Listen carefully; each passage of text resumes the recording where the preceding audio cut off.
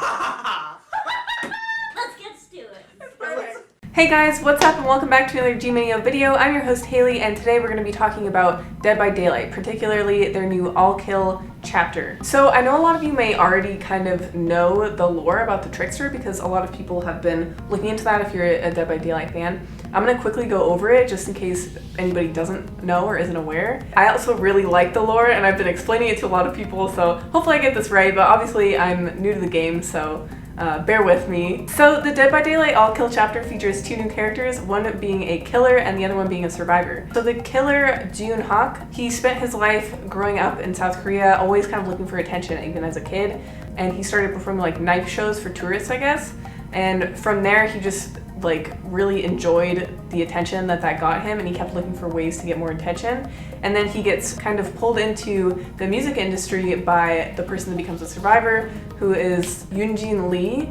So she kind of pulls him in, sees his talent and sees that he enjoys being in the spotlight and recruits him to be in a K-pop band called No Spin. But then June kind of gets jealous because he has to share that attention with all of his bandmates. And he doesn't like that. And then one day there's a studio fire. You guys have probably read the lore. He enjoys hearing the sound of his bandmates calling for his help so much that he decides just to kind of let them die, especially because he's been upset about having to share that fame with them. From then on, like after his bandmates die, he gets a lot of sympathy from just the nation in general, it seems like, and a lot of the fans send him a lot of sympathy. And then after a while, he gets kind of rebranded as the Trickster and becomes a solo act. But the interesting thing is that June, that experience changes him. So he has this thirst for blood now, and he decides that the only way that can be satiated is by killing people and putting the sound of their screams. He incorporates that into the new music he makes as the Trickster, and that gives him kind of a rush that he wasn't able to get just from fame. So eventually the board members of his entertainment company decide that he's not going to be in charge of producing his own music anymore. And that is unfortunate news for June because he's kind of lived for these murders. He's obviously not happy with his entertainment company's decision, so one day when they're going to have a board meeting about him, he gets a lot of nitrous oxide from a dentist and decides to basically knock out the entire room. But since Yoonjin gave him his shot, he decides he's going to keep her awake to watch him basically torture all of the board members, which he does. And he creates kind of like a symphony of their screams and tortures them before one of his shows. And then he saves Yoonjin for last because he kind of respects her because she's the one who brought him out of nothingness to stardom in the first place. But as he's approaching Yoonjin to kill her, he starts seeing the fog. So the fog is an element of Dead by Daylight, which I'm sure a lot of you know more about than I do. So basically he gets all these visions of what we see in the Dead by Daylight game, like the rusty hooks and stuff, and he gets this opportunity through the fog to kind of live out his murderous fantasies for the rest of his life, which is basically all he wants. So I thought it was really fascinating. I was really excited to try out this character, especially because I'm incredibly bad at playing killers. And I don't particularly enjoy playing Dead by Daylight as the killer because I'm just really bad at it.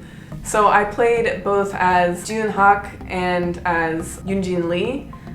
So I tried both, and I honestly really enjoyed playing the killer when I was playing with June. First of all, I really liked the knife throwing element. I think that was really fun because it was really long range. It was kind of hard to target people just because there's no like center of the screen marker or anything, so you just kind of have to go by getting used to the throwing aspect.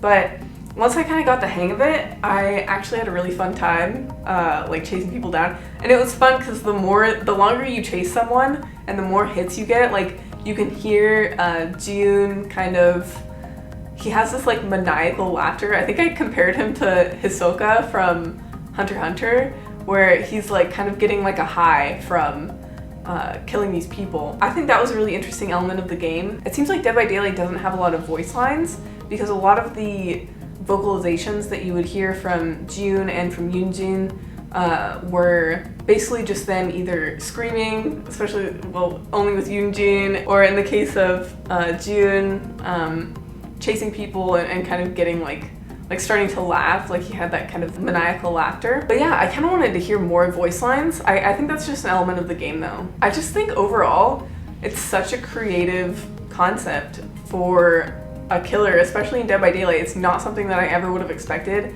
It's not really similar to what they've had before. Like they've had things that have nodded to pop culture, for example, the Demogorgon from Stranger Things, but for this it was like coming up with a completely new character, something that not a lot of people would associate with murder and a horror game. I wanted to do this review. Obviously I don't have a lot of experience with Dead by Daylight, but I do have a lot of experience with K-pop.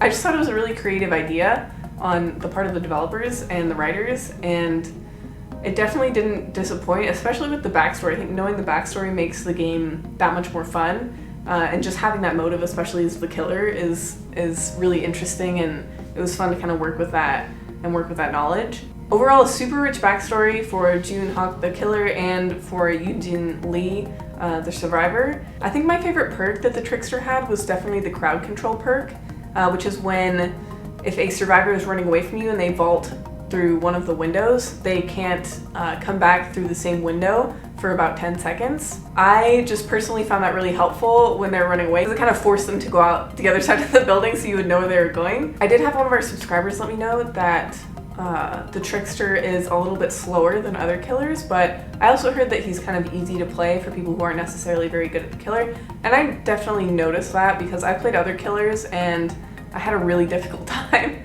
But with the Trickster, it was very difficult to aim at first for me, but that's just a me thing. But after I got the hang of it, it was really fun, and yeah, I had a good time. I lost both times for sure. Like, I think I only got like 2 hooks in the first one and 1 hook in the second one, so I'm really bad at playing the killer, but I really enjoyed the backstory. Again, I think it was super creative. That's mainly what I'm here to talk about. But yeah, in conclusion, big fan of the new killer. I'm gonna have to start playing killer more now that I have the Trickster. And if you guys have any tips for me playing the killer going forward or playing Yoonjin Lee, then please let me know down below in the comments. I could use all of the help that I could get because I was not very good. So yeah, I think that's gonna wrap it up for today's video. I had a lot of fun talking about this because again, I just really enjoy the lore. So if you guys want to play with Dead by Daylight with me or anybody in G-Mineo, then go ahead and check out our social links down below. You can join our Discord, you can follow us on Instagram, Twitch, whatever. We have all the links down there. So go ahead and check that out, and be sure to like and subscribe here at G-Mineo if you haven't already. It really helps us out. And yeah, once again, I'm your host Haley, and I'll see you next time. Bye guys!